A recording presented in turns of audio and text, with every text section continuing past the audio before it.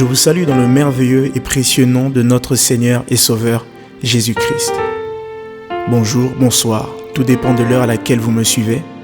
Je me présente, je suis le frère Mardoché Diatazi, serviteur de l'Éternel évoluant dans le département de la chorale, de la musique au sein de l'église évangélique Parole du Salut, Paris, dirigée par le pasteur Noël Aloumandé. J'avais à cœur de m'adresser à tous ceux qui évoluent dans le même département que moi, tous ceux qui sont chantres, musiciens, conducteurs de louanges, et aussi à toutes ces personnes qui veulent intégrer une chorale. J'espère de tout mon cœur que cet audio sera une source de bénédiction pour vos vies, que cet audio vous permettra d'emmener ce que vous faites déjà bien dans une autre dimension, une autre dynamique, parce que nous faisons déjà bien pour le Seigneur. Mais je pense sincèrement que nous pouvons faire mieux. J'ai à cœur de vous parler sur ce thème, ce qu'un conducteur de louange, chantre, doit savoir. Ce qu'un conducteur de louange, chantre, doit absolument savoir. Par la grâce de Dieu, je suis conducteur de louange, chantre, musicien. J'ai eu la grâce de conduire des cultes. Il y a eu des points positifs, mais aussi des points négatifs. Il y a eu du bon, il y a eu aussi des ratés. J'ai fait des erreurs, beaucoup d'erreurs. Et j'aimerais pas que vous puissiez refaire les mêmes erreurs que moi. Car des fois, Dieu permet que nous puissions nous tromper pour apprendre aux autres. Il y a eu des cultes où la gloire de Dieu s'est manifestée d'une manière particulière. Il y a eu aussi des cultes, des moments où c'était froid, des moments où rien ne se passait. La congrégation n'était pas dedans, ou je n'étais pas dedans, ou les chantres n'étaient pas dedans, je ne sais pas. Mais j'ai beaucoup appris durant toutes ces années, auprès de mes mentors, auprès de mes pasteurs, auprès des différents worship leaders de mon église. J'ai appris, j'apprends et j'apprendrai toujours. Ce qu'un conducteur de louange, chantre, doit savoir. Pour commencer, il est important de définir ce qu'est un conducteur de louange. C'est qui le conducteur de louange? Je dirais qu'un conducteur de louange, c'est une personne que Dieu a mandatée, investie d'autorité. Une personne ointe pour emmener le peuple dans la présence de Dieu par le moyen de la musique. C'est celui qui dirige le moment de louange et d'adoration. On peut parler de voix lead. Le conducteur de louange est souvent au premier plan et la chorale derrière. Non pas pour dire qu'il est plus important que ceux qui sont derrière. Pour comprendre cela, je vais prendre un exemple simple, tout simple. Il est question de conduite. Donc qui dit conduite, dit voiture. Il n'existe pas de voiture qui possède un nombre de volants égal au nombre de passagers. Si une voiture qui peut contenir 5 passagers possède aussi 5 volants, ça sera le désordre. Imaginez un peu la catastrophe. Si l'un veut aller à gauche au prochain virage, l'autre à droite tout de suite, ainsi de suite, la voiture ne pourra jamais, alors jamais avancer. Donc le conducteur de louange, c'est le chauffeur. Il a la vision du culte que Dieu lui communique après un temps de prière, de méditation. Et il a le devoir, je dirais même l'obligation de communiquer cette pensée aux autres. Par exemple, mes frères et sœurs, le Seigneur veut que nous puissions l'adorer ce dimanche parce qu'il est saint. Ok, il prépare des chants en rapport avec la sainteté de Dieu. Et le prochain dimanche, vous savez, le Seigneur veut que nous puissions l'adorer et réaliser l'étendue de sa gloire, la gloire de Dieu. Donc il prépare un programme en rapport avec la gloire de Dieu. Il reçoit la vision et la communique. Parce qu'il est question de conduite, il y a un code de la route à respecter, des règles à observer pour la réussite d'un culte. Bien sûr, la liste n'est pas exhaustive, mais j'ai la ferme assurance que ces différents points vont vous aider, que dis-je, nous aider à nous améliorer. Je suis sûr et certain que c'est des choses que nous connaissons déjà.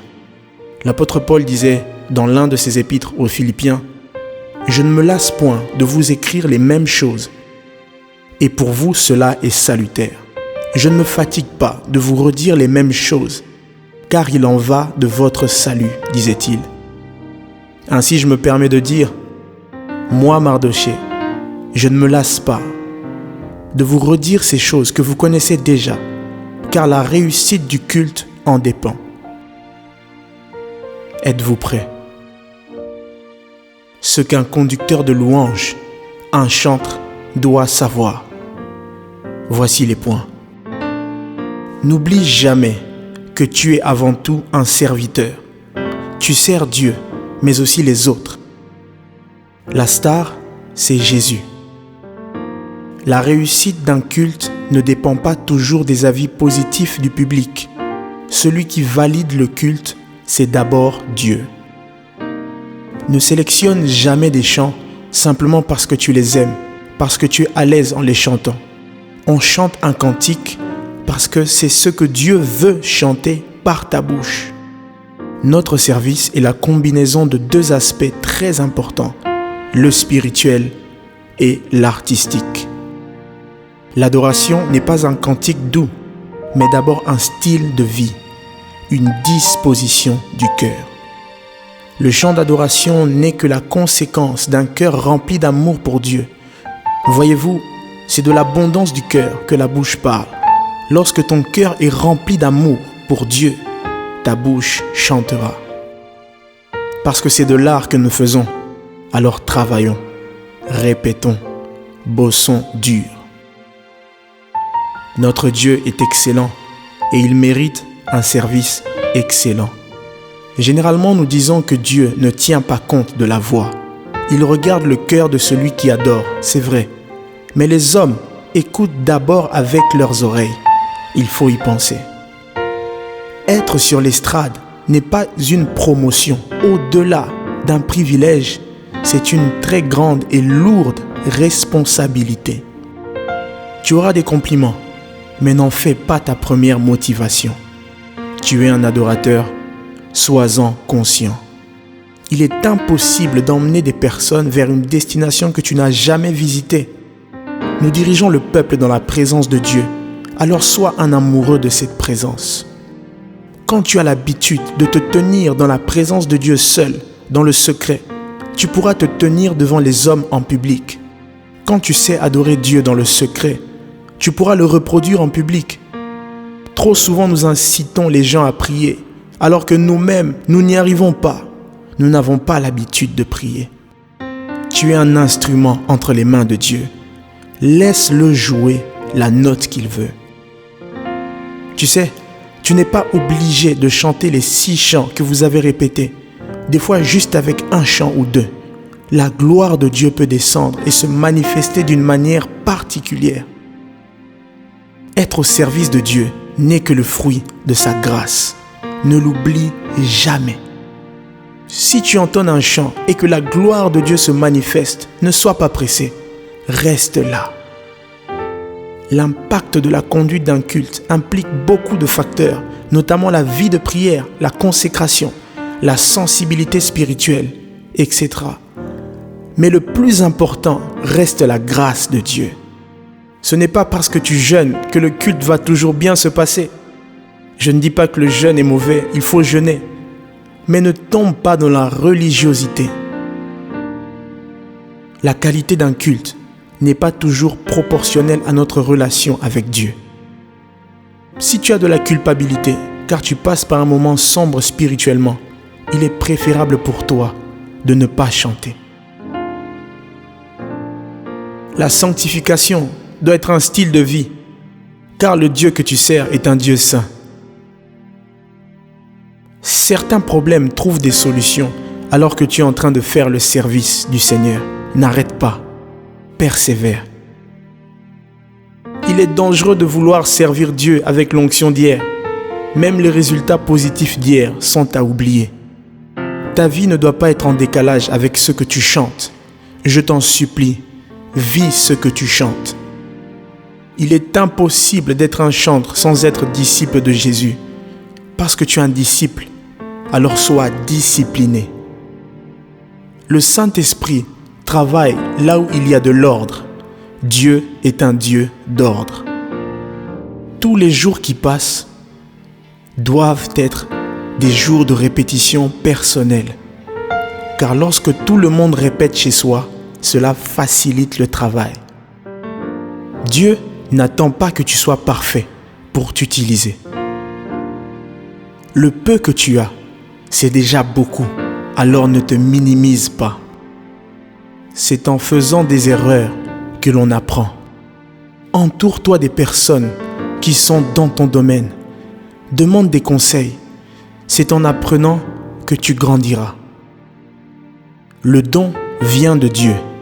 Alors chaque jour, exprime-lui ta gratitude. Tu es le sacrificateur de ta génération. Offrir des sacrifices, c'est bien. Mais s'offrir en sacrifice, c'est ce que Dieu attend de toi. C'est ce que Dieu attend de nous. Le pasteur n'est pas le seul prédicateur du jour. Toi, tu prêches avant lui en utilisant la musique. Sois-en conscient. L'attitude des chantres derrière le conducteur de louange est très très importante.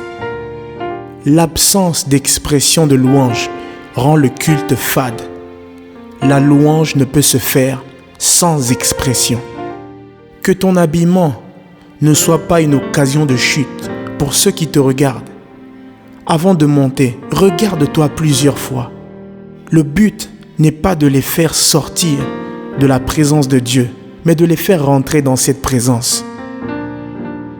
En réalité, le culte ne s'arrête pas lorsque tu descends de l'estrade ou lorsque le pasteur fait la prière de clôture. La vie de tous les jours doit être un culte. Là où le culte communautaire s'arrête, ton culte doit commencer. Avant de chercher l'onction pour le service, cherche celui qui donne l'onction, Dieu. Si ta vie de prière ne s'intensifie que lorsque tu vas conduire le culte, c'est très dangereux. Voilà pourquoi juste après, tu te lasses. Des fois même tu tombes.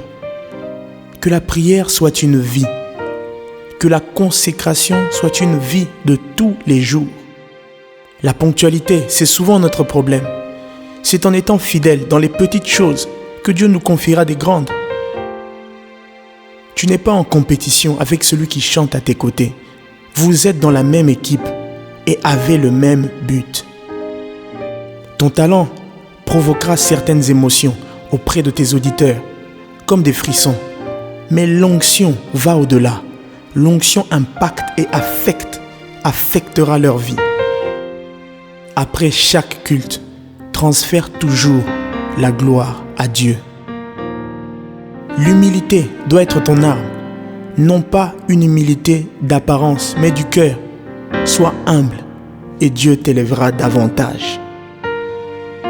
L'onction que tu recherches n'est que la conséquence de l'observation de ses exigences. Ce n'est ni par ta force, ni par ta puissance, ni par ton potentiel, ni par ton talent, mais l'Esprit de Dieu. Le service d'un chantre doit s'associer avec le domaine prophétique. Ne sois plus un chantre quelconque, mais un chantre prophétique. Un bon chantre n'est pas forcément un bon conducteur de louange. Avoir des modèles, c'est bien, c'est même conseillé. Mais ne tombons pas dans le copier-coller. Ne sois pas leur copie conforme, car toi, tu es unique. Les remarques négatives, tu en auras. Adopte une attitude d'humilité. Écoute, prends ce qui est bon, afin de faire mieux la prochaine fois. Avant que Dieu ne passe par toi, laisse-le travailler en toi. Les débuts sont compliqués. N'attends pas d'avoir les mêmes résultats que les autres. Sois patient. Les hommes ne verront pas toujours les sacrifices, mais je te rassure que Dieu te voit et il te récompensera. Ne chante pas simplement parce que tu en as envie ou parce que tu as une belle voix, mais parce que tu as été investi d'autorité, mandaté pour cela. Dieu t'a donné un ou plusieurs dons, alors prends-en soin, car tu devras rendre des comptes. Plus les gens te connaissent, plus tu devras te retirer dans la présence de Dieu. La foule va t'acclamer, elle va te féliciter, mais si Dieu ne te félicite pas, pose-toi les bonnes questions. Quand tu pèches, Dieu t'aime et il t'aimera toujours, mais de loin. Restaure vite votre amitié, car lorsque nous ne sommes pas en bons termes avec celui à qui nous rendons le culte, c'est compliqué. Malgré tes années d'expérience, tu as et tu auras toujours besoin du Saint-Esprit. Éduque tes oreilles, car ce que tu écoutes t'influence. Avant d'introduire un chant, n'hésite pas à parler, à expliquer le message, surtout si c'est un nouveau chant. N'aime pas le service plus que celui que tu sers. Trop souvent, nous passons beaucoup plus de temps dans le service, mais peu avec celui que nous servons. On n'est pas dans une chorale pour faire une carrière musicale. La chorale ne fera pas toujours de vous une personne célèbre. Prends la décision d'être ton propre modérateur pendant ton culte personnel. En réalité, le culte communautaire n'est que le reflet de notre culte personnel. Avant de chanter, pèse d'abord tes motivations. Il est possible de faire une bonne action, mais avec une mauvaise motivation. On ne tape pas dans le micro pour savoir s'il fonctionne ou pas. Respecte le matériel que tu utilises, ainsi que les techniciens. Tu n'es pas seul. La réussite du culte est aussi le fruit d'un travail d'équipe. Lorsque tu es sur l'estrade, tu n'es pas plus grand que les autres. Des fois dans la foule, il y en a qui connaissent plus que toi et qui chantent même mieux que toi. Sois humble. L'Église n'a pas besoin des simples chantres, simples conducteurs de louanges, mais des joueurs de harpe qui peuvent arrêter le règne des mauvais esprits qui déclenchent l'atmosphère de gloire. La présence des hommes rend la présence de Dieu possible, mais la louange ainsi que l'adoration active sa présence, la rend permanente et donne l'autorisation à Dieu d'agir. Car là où 2 ou 3 sont réunis en son nom, Dieu est là. Mais il vient siéger au milieu de la louange et de l'adoration. La consécration n'est pas seulement réservée aux conducteurs de louange. Même le chantre qui est derrière doit se consacrer. Trop souvent, le modérateur a le fardeau du culte seul. La consécration, c'est pour nous tous. La grâce de Dieu n'est pas un prétexte pour nous empêcher de répéter. La répétition n'est que la préfiguration du culte. Trop souvent, nous pensons que c'est de la blague. Ce que nous faisons à la répétition, nous allons certainement le reproduire au culte. Une répétition sérieuse donne des cultes sérieux. Certains chants chantés dans nos églises qui nous font du bien ont été composés pendant des moments de répétition. Ne prenons plus ces instants à la légère. Si aujourd'hui tu chantes bien, demain chante très bien. C'est dans la mesure où tu fais le possible que Dieu fera l'impossible. Tu es un acteur important pour la réussite du culte, mais tu n'es pas indispensable. La généralité, c'est pour la foule, mais l'intimité, c'est pour les disciples. Sois un disciple et sois intime avec la merveilleuse et précieuse personne du Saint-Esprit. Saint-Esprit, nous voulons rester serviteurs, être tes serviteurs, les serviteurs sur qui tu peux compter, sur qui tu peux placer ta confiance. Aide-nous à rester humbles, malgré les acclamations, malgré les félicitations de la foule. Nous voulons rester humbles. Nous voulons l'onction, c'est vrai, pour le service. Nous voulons l'onction, mais avant tout, nous voulons le caractère qu'il faut. Car nous réalisons que si nous n'avons pas le caractère qu'il faut, nous sommes en train de tuer l'onction. Et l'onction ne peut pas fonctionner valablement si le caractère ne suit pas. Oins-nous, s'il te plaît. Donne-nous le caractère, ton caractère, s'il te plaît. C'est le désir de notre cœur. Garde-nous serviteurs, garde-nous humbles, mais surtout, garde-nous adorateurs, amoureux de ta merveilleuse et précieuse personne. Nous t'aimons et nous t'aimerons toujours. C'est dans le merveilleux et précieux nom de notre Seigneur Jésus que j'ai ainsi prié. Je prie que tu puisses bénir la personne qui m'écoute et que ta présence, ta main puisse se manifester dans sa vie d'une manière particulière, dans le nom puissant de Jésus-Christ. J'ai ainsi prié. Amen. Que Dieu vous bénisse abondamment. J'espère de tout mon cœur que cet audio vous a fait du bien. Et si c'est le cas, s'il te plaît, je t'invite à envoyer cet audio à un chantre, à 2 chantres, 3 conducteurs de louanges, je ne sais pas, que tu connais, afin qu'ils puissent aussi entendre ce que tu as pu entendre. Que Dieu vous bénisse. C'était votre frère, votre serviteur. À très bientôt.